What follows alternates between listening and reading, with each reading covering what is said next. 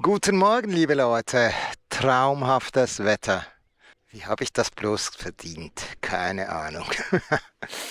Ich bin jetzt aus Alora rausgefahren. 2, 3, 4, 5 Kilometer. Asphalt, jetzt abgebogen auf den TED. Und ich habe gerade eben das Gefühl, dass dieses Flussbett, dass sich das gestern weiter oben schon befahren hat mit der Route 47. Ich schaue jetzt mal, wie weit das so geht in diesem Fluss. Wahrscheinlich nicht allzu weit. Ich werde dann rechts hoch und dann nochmal auf die Route 47 mit der Route 47 zusammenkommen für einen kurzen Moment. Das habe ich gestern schon gemacht. Und dann soll es weitergehen auf dem TED Richtung Granada. Ob ich das wirklich bis Granada schaffe heute, das ist doch irgendwie 250 oder sowas Kilometer. TED, das kann schon anstrengend sein. Ich habe die letzten Tage kaum 200 geschafft. Okay, es ist jetzt 10:30. Mal schauen.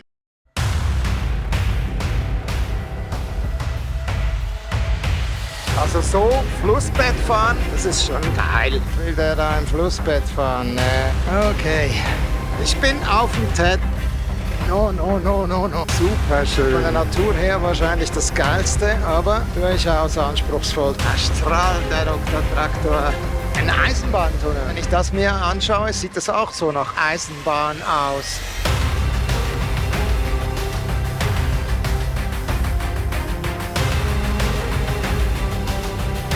Ja, 191 Kilometer, aber ich glaube, das ist nur bis Motril. Da fehlen dann noch mal gut 50 hoch nach Granada.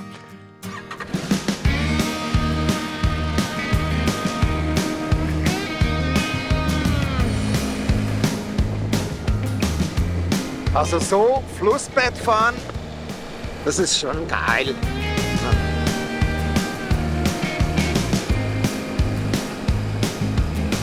Das ist beinahe wie eine Autobahn.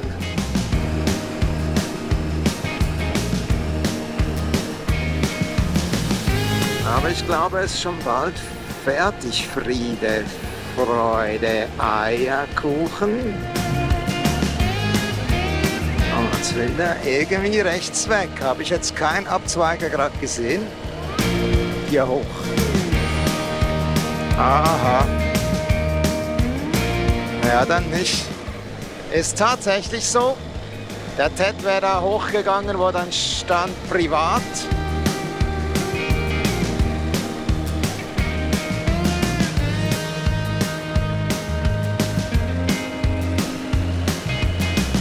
Also hier kann man sich echt verfahren, hatte ich gestern schon gedacht. Hier, dieser Abzweiger hoch müsste funktionieren, dass ich wieder zurück auf den TED komme.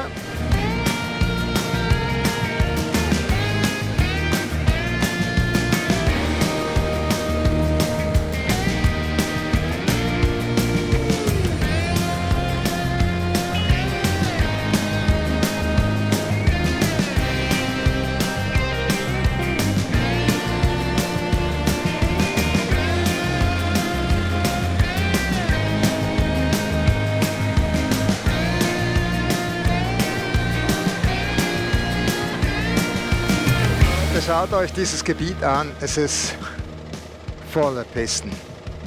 Unglaublich. Also wo du hinguckst, siehst du Pisten. Da war ich gestern auf der Route 47 schon lang gekommen. Die geht da rechts weg. Ich gehe jetzt da Richtung Almochia, genau. Und wenn ich mich nicht total vertan habe auf der Karte, dann führt der TED jetzt ziemlich weit hier. Immer auf so einer Kretenstraße. Straße, Weg, Piste. Ich weiß nicht, wahrscheinlich etwa 50 Kilometer oder so, schätze ich.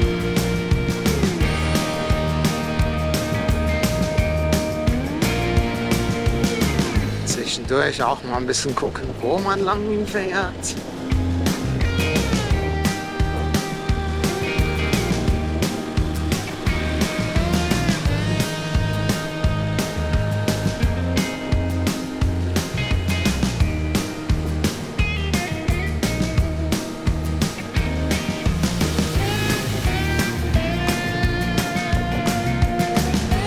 Es ist recht windig hier auf der Krete. 23 Grad, es ist also Wunderbar für Motorsport. Schau her. Ich bin auf dem TED.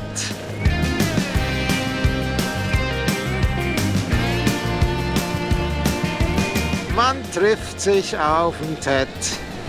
Im Gegensatz zur Route 47 ist der halt echt befahren. Da habe ich das Gefühl nie alleine. Wobei gestern, das waren ja nur kurze Abschnitte von 10, 15 Kilometern bisher.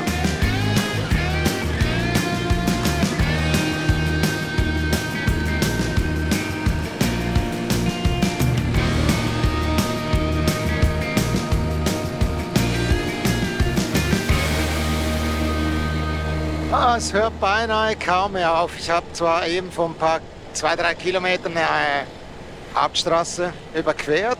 Da war davor noch 2 Kilometer so schon asphaltiert. Ansonsten bin ich jetzt etwa 25 Kilometer unbefestigt unterwegs. Alles auf solchen Wegen, Straßen, mal breiter, mal ein bisschen schneller, oft sehr kurvig. Total im Flow. Also das ist schon sehr speziell. Es hört irgendwie nicht auf, das ist geil. Und es ist alles einfach zu fahren, was die meisten natürlich der TED-Fahrer langweilen wird. Ich verspotte nichts. Es geht nicht gut.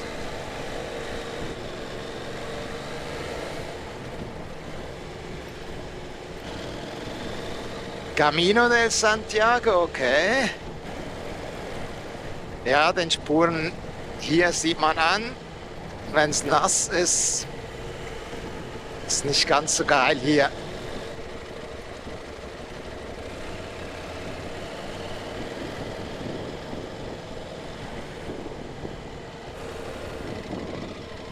Sumpfig aus. No. No hay barros. Gerade noch rausgeschafft. Oh, übel. Da muss ich da mal gucken, dass ich wieder Wasser bekomme an meinen Stiefel. Er hat sich jetzt gerade ein bisschen Schlamm vollgesogen. Okay. Das habe ich jetzt überhaupt nicht erwartet, muss ich sagen. Das ist alles so furztrocken, wie wir sagen in der Schweiz. Staubtrocken, sagt vielleicht der Deutsche. Ja, jetzt wird's mal ein bisschen TED-like. Bisschen.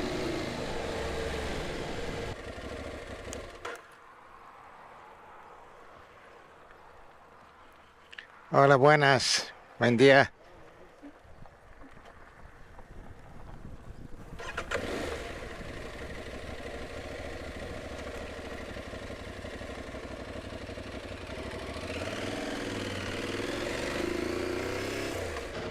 Die letzten 20 Kilometer waren jetzt nicht so berauschend irgendwie. Hauptstraße oder neben der Hauptstraße herfahren. Naja, und jetzt geht es hier mal wieder ein bisschen steiler weg. Hatte ich beinahe verpasst. Jetzt kommt, glaube ich, ein längeres Stück wieder weg von der Straße. Und ein bisschen nicht mehr so breite Piste wie sonst die letzten. Oder der ganze Tag heute eigentlich.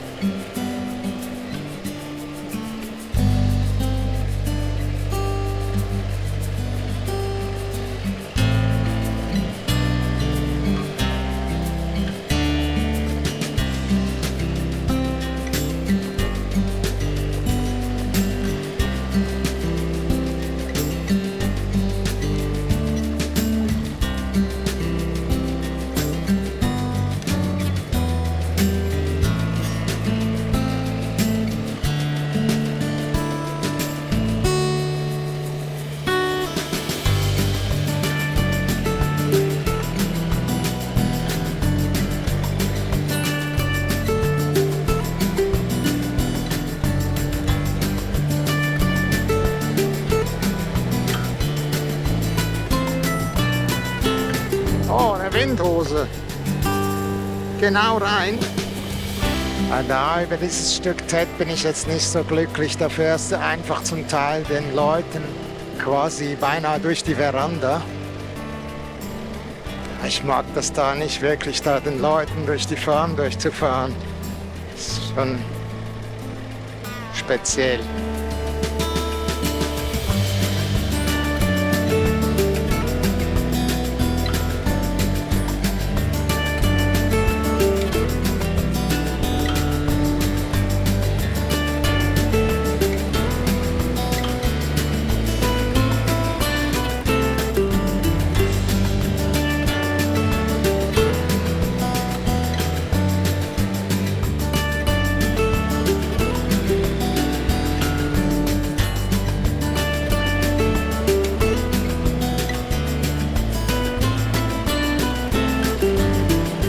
Wieder ein Stück, das wird schwierig zu navigieren, habe ich das Gefühl. So viele Ecken hier drin.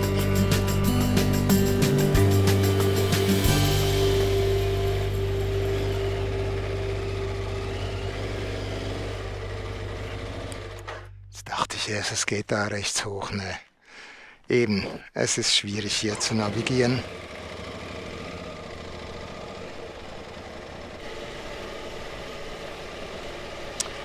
Ja, lieber Linesman von TED, das finde ich nicht so geil, wenn ich mir da vorstelle, hordenweise lauter Motorräder. Hola, buenas. Ach nee, jetzt will der da im Flussbett fahren, nee.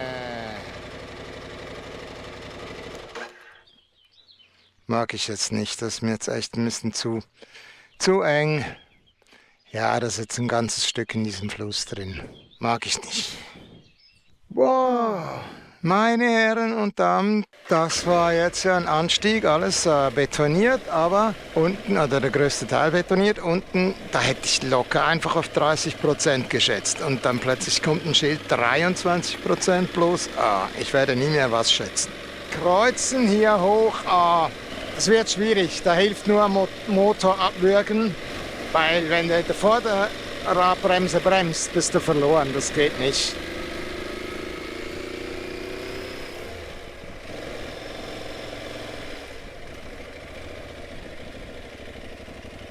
Meine Güte, diese Rampe darunter.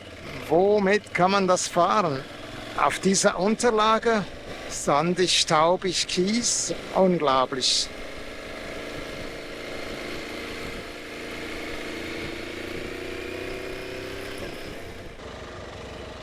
Man sieht's nicht mal. Beriana gleich hier unten, erstmal steil betoniert hoch, jetzt ein eher abenteuerlicher Teil, gerade ein Stück, bin nicht mal dazu gekommen aufzunehmen. Man sieht wieder überall das Schwemmmaterial vom Regen. Sehr verwinkelt hier. Oh.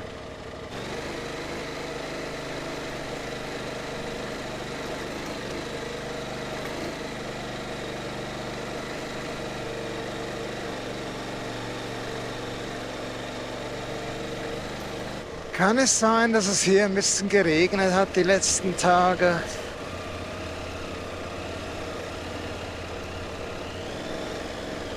Wow.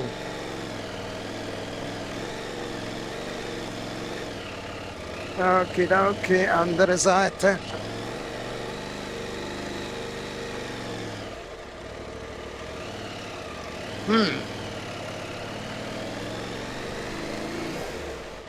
Eigentlich würde die Piste ja geradeaus gehen und der Ted möchte da wieder, wo das Kreuz ist. Und die Piste geht aber auch geradeaus.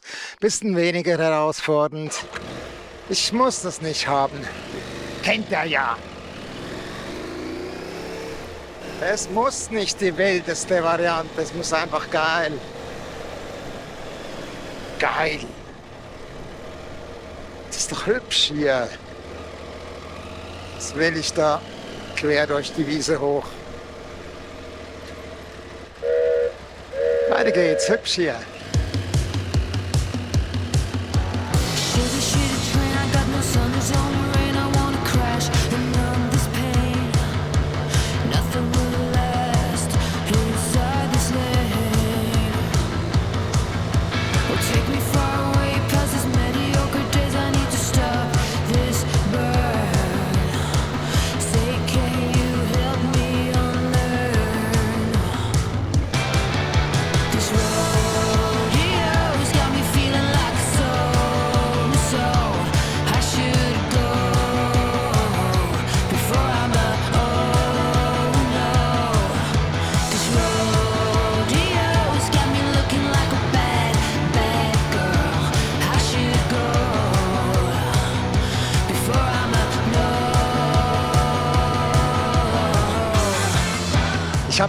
unten schon geahnt bei den Felsen.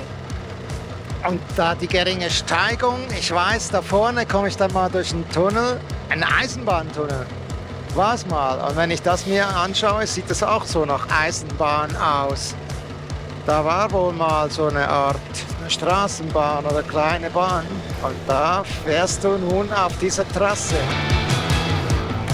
Da wäre ich eigentlich gerne schon von weiter unten drauf gefahren, ohne da schwierige Stücke zu fahren. Wenn es das ist. Aber es sieht mir schon danach aus.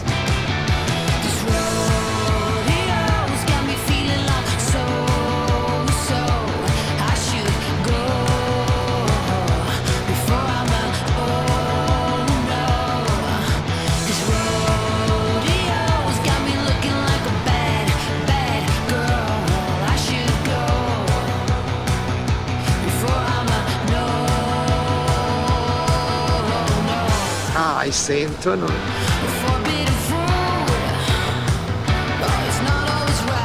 Genau. Wenn man YouTube-Videos guckt, Spanien oder irgendwie was von den Embarrados, die kommen auch immer mal wieder hier lang.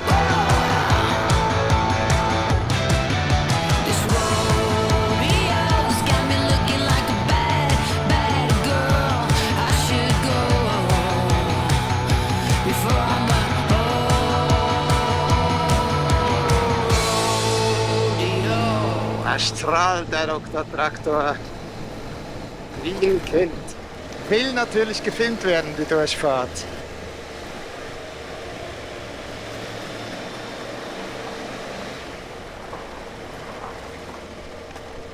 Und das war ein To-Do, eines auf meiner Bucketlist, ein To-Do dieser Strecke.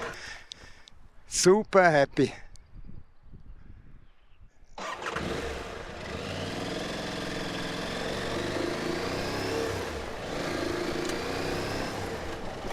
Also, das ist definitiv ein alter Eisenbahntrack. Es gibt immer noch Eisenbahn hier.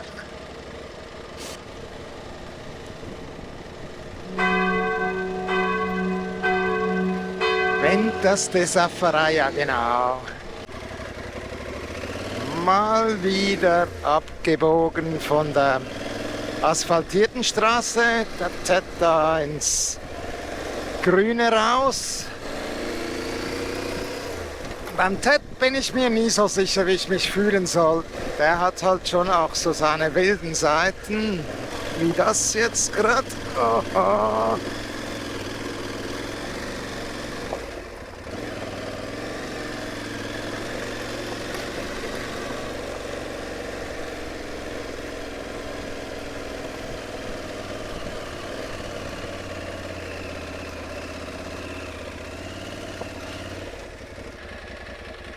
So, ist alles ein bisschen dreckig bei mir. Eine Wasserdurchfahrt tut Not.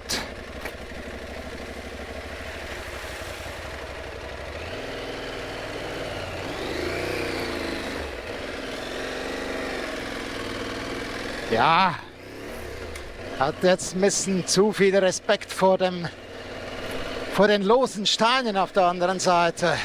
Ein bisschen dumm angefahren, aber ja. Stiefelwäsche hat nicht gereicht. Nochmal? Nee. Kein Leichtsinn. Kommt selten gut.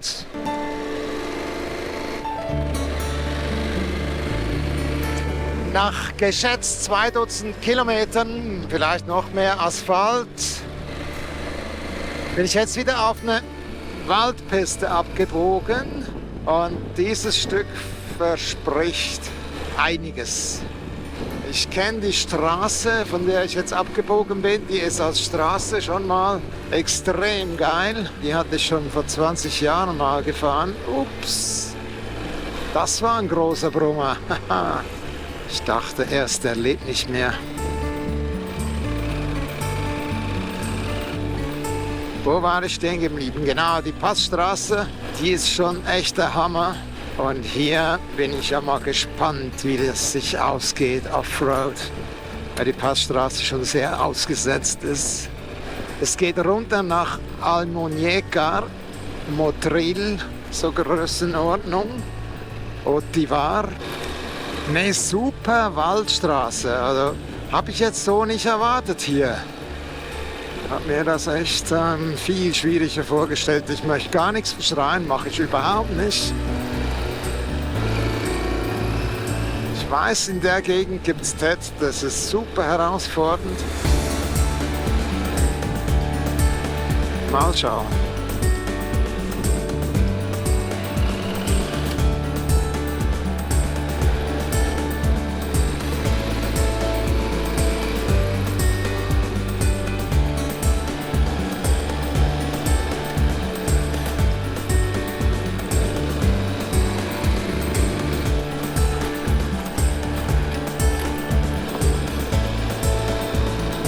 Geil, echt geil.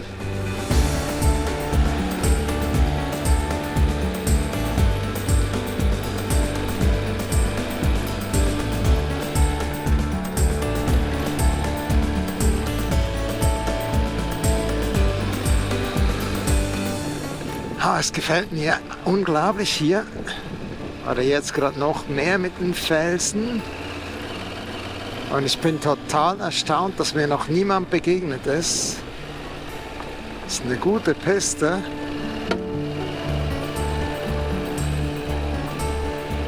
Samstag, da hätte ich jetzt viele Ausflügler, oder ja, ich hätte Ausflügler erwartet hier.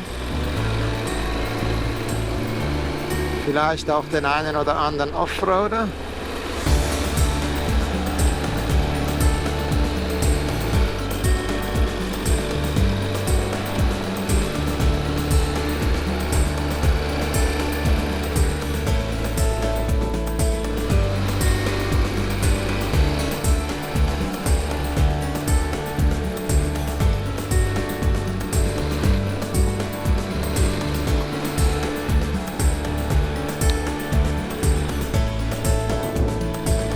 Super schön.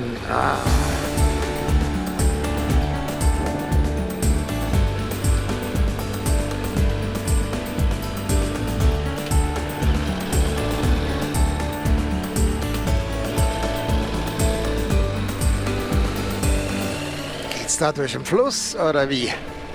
Stimmt, ein bisschen softer. Naja.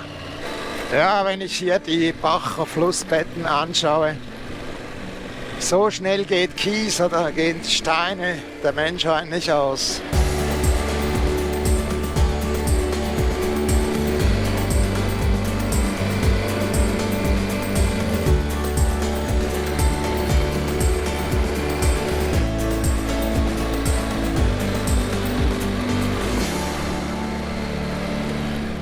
Ja, ich muss sagen, das ist eine der geilsten Pisten, die ich bisher in diesem Spanien-Trip gefahren bin. Also, das macht super Spaß. Das ist, ja, es ist einfach. Es ist keine 2 bis 3 nach Tänzel, aber eine 3 und das ist also echt super einfach. Nicht super einfach, aber einfach schön.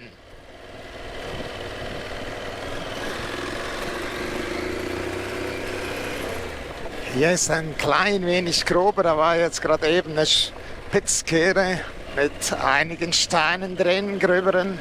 Deshalb gebe ich dem eine 3 oder bald 3 bis 4, aber das sind ja ganz, ganz kurze Abschnitte. Und jetzt eine Passhöhe, was verspricht uns die? Ich sehe das Meer, sieht zwar so dunstig aus. Ah, hübsch, hübsch, hübsch. Sehr schön. Ah, wunderbar. War jetzt gerade eben einiges wilder und kaum schalte ich die Kameras ein, ist wieder easy. Da war jetzt sehr viel Geschiebe, lose Steine, sehr viele Dellen.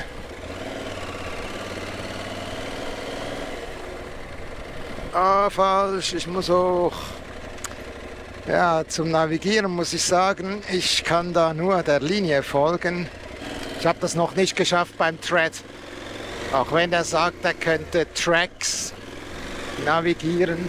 Ich kriege keine Abbiegehinweise oder so. Ich sehe nur die Distanz des Tracks, wie lange der noch dauert. Deshalb ist das ein bisschen mühsam zeitweilig.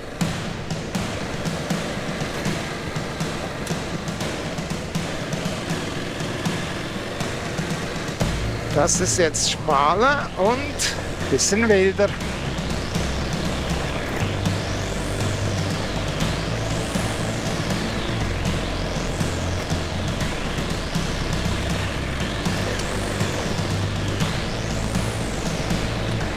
Ah, schön.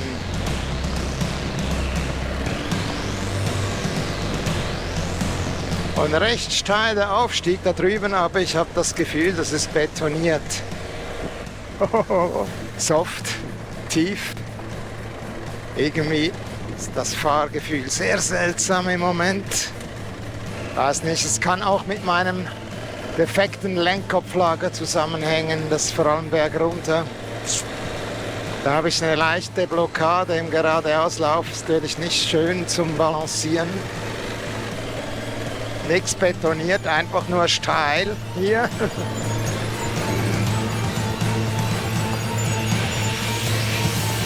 Blandita, Blandita.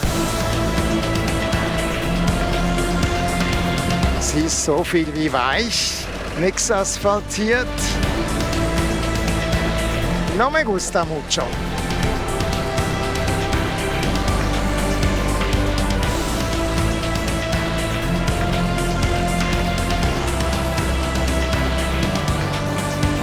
Das ist schon sehr weich. Oi, oi, oi, oi.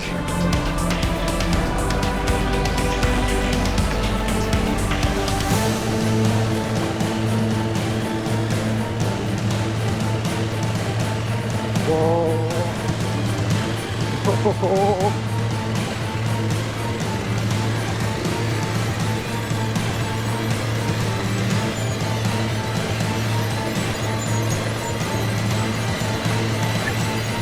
Super soft, was nehme ich da? Oh. Huf. Das ist also schon heftig. Heftig, heftig. Jetzt hier Momentum bekommen.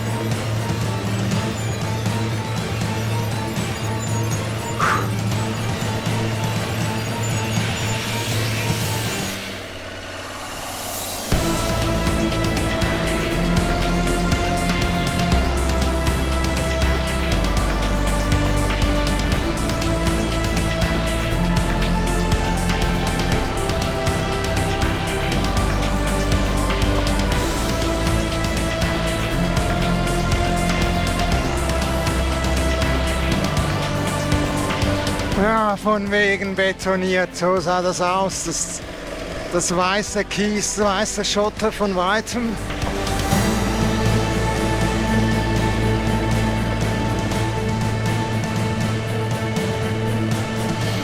Ich kann die Aussicht nicht genießen, ist vielleicht besser.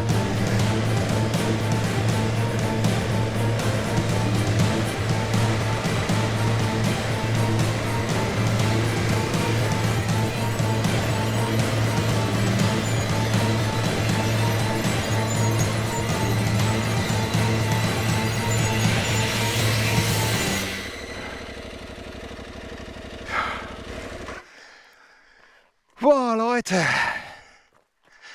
Wow. Okay. Fotostopp verdient. Puh.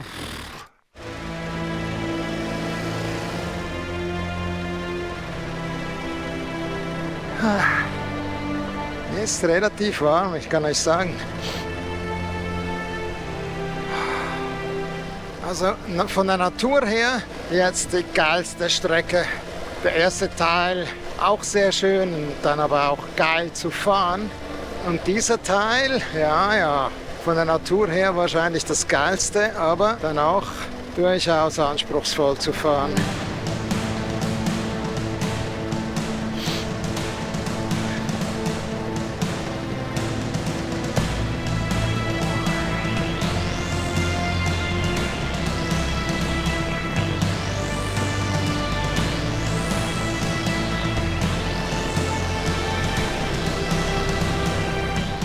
sah das da von oben nicht ganz so steil aus, aber da sind schon noch mal 2, 3 steile Passagen drin.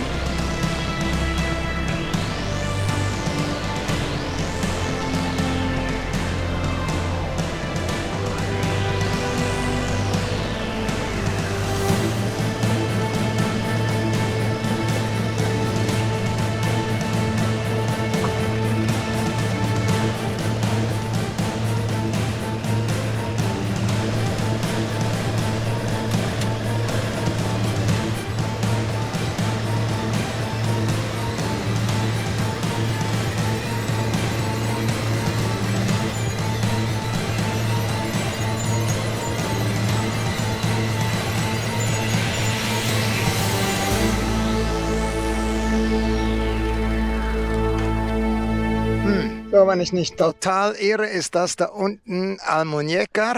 Die Route geht nicht ganz so weit runter, aber beinahe kurz davor sieht man eine Autobahnbrücke. Noch 36 Kilometer und dann nochmal 50. Ja, okay. Erstmal eines ums andere.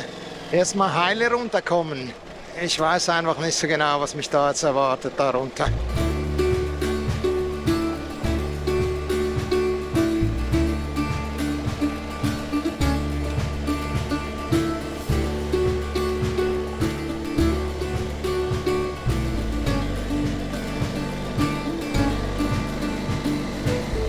Schon hübsch der Ausblick auf Almuñécar. Ja, das vorhin hat mich ziemlich Kraft gekostet, weil das hier ist ja super geil zu fahren, aber bin ein bisschen am Ende der Kräfte. 170 Kilometer, davon waren wahrscheinlich 100 sicher, eher 110, 120 Offroad.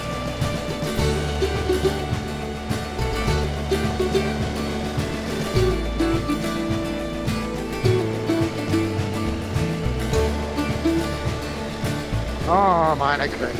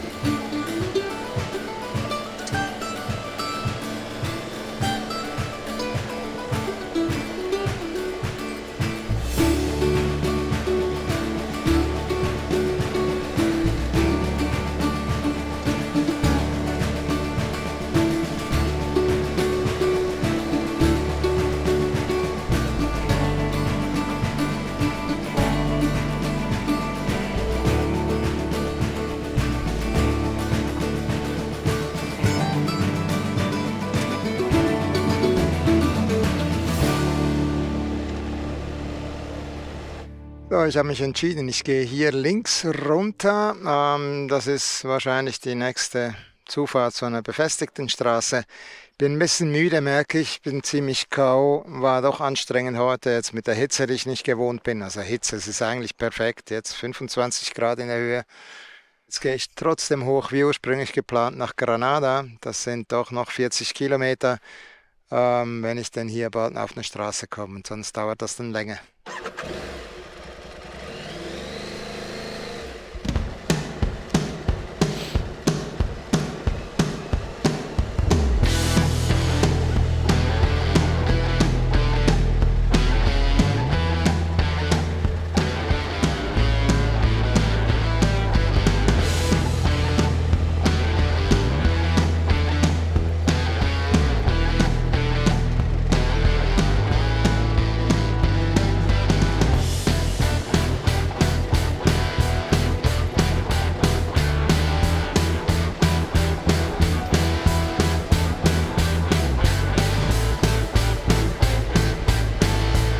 Auch noch hübsch darunter. Ich gehe jetzt mal davon aus, dass ich unten ankomme, dass ich dann auch weiterkomme. Da. Heißt nicht ohne hier runter.